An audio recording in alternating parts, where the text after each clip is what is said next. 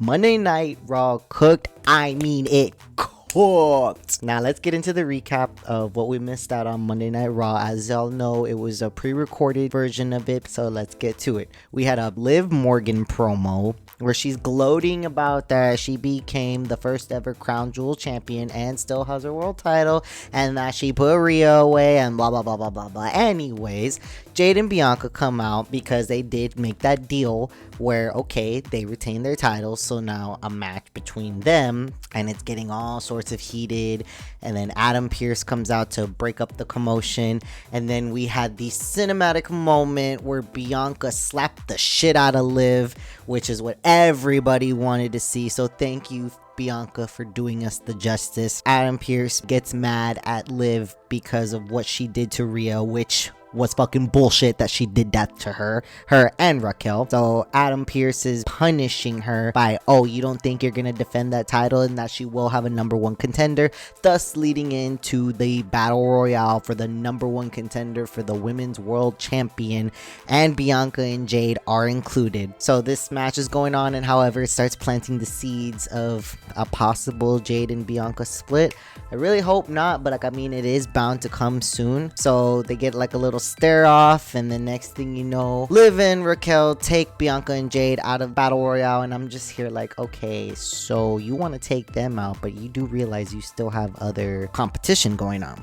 So they take him out, and Io Sky takes the win. And honestly, I've been sensing that Io Sky would have this opportunity, because I feel like they have been building her up slowly, bit by pieces, because now looking back on it, it's like, hey, they're actually like building her up. They're bringing in Damage Control a lot, having little like snippets with Liv, and then they had a match together. So I really hope Io does take the title from Liv. Like at this point, someone needs to take the title off of her. I mean, okay, you won Crown Jewel, cool. You're the best of the best. Like if that's established, then give someone else the world title. We had a Wyatt 6 promo where they have abducted The Miz. So The Miz is being held hostage right now.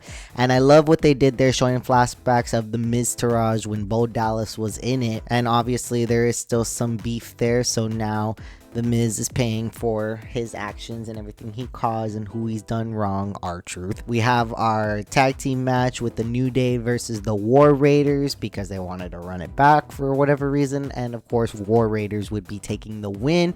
They are still the number one contenders that are going to be going against Judgment Day, so I hope that we do see that match very soon.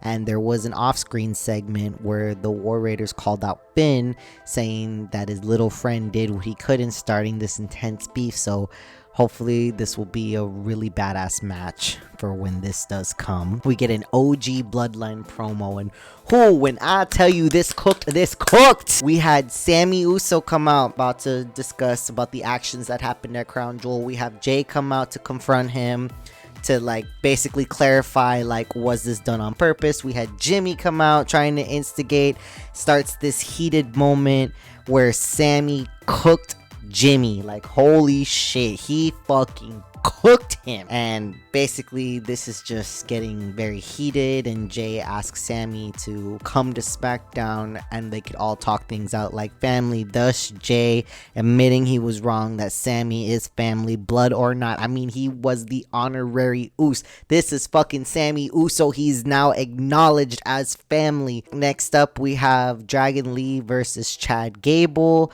and this was a pretty intense match. I mean, we're already now getting the LWO American Made feud, and Chad Gable's already been mega heel for a while already. Not the biggest heel, but mega heel. And Dragon Lee would take the win, and I feel like this feud is just getting more intense now. Get into our main event, the Fatal 4-Way for the number one contender for the World Heavyweight Champion. We have Damian Priest, Sheamus, Seth Rollins, and Dom. Before I leave this out, we did get a Gunther promo where he was like, hey, Ludwig Kaiser to chill, because Ludwig Kaiser was like saying that Cody was undeserving, but Gunther had to slow the roll there, like, hey, it was a fair fight, which it was. that it was a fair fight, and at that point Cody was the better man, and Gunther acknowledging that.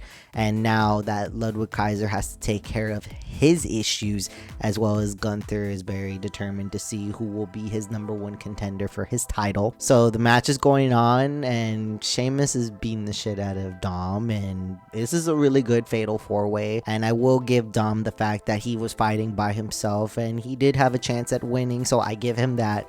But eventually, Bronson Reed would come out to interfere in Tsunami, Sheamus, Seth, and Damian Priest, and we all know Bronson Reed is far from over from Seth. However, though, he stirs up the pot for other people in this match, but he did not get Dom, and Dom has the opportunity to take the win. However, with this frog splash, Damian Priest would the South to Heaven, thus making him the #1 contender for the World Heavyweight Champion. And then we get a stare off between him and Gunther, thus ending Raw. I am really excited for Damian and Gunther Part 2. I think it's going to be an amazing match, depending on if there's going to be interference or not from Finn or the Judgment Day. But we shall see what happens. Overall, this Raw cooked. Let me know what y'all guys thought. Let me know any of your predictions. I'll see y'all next time.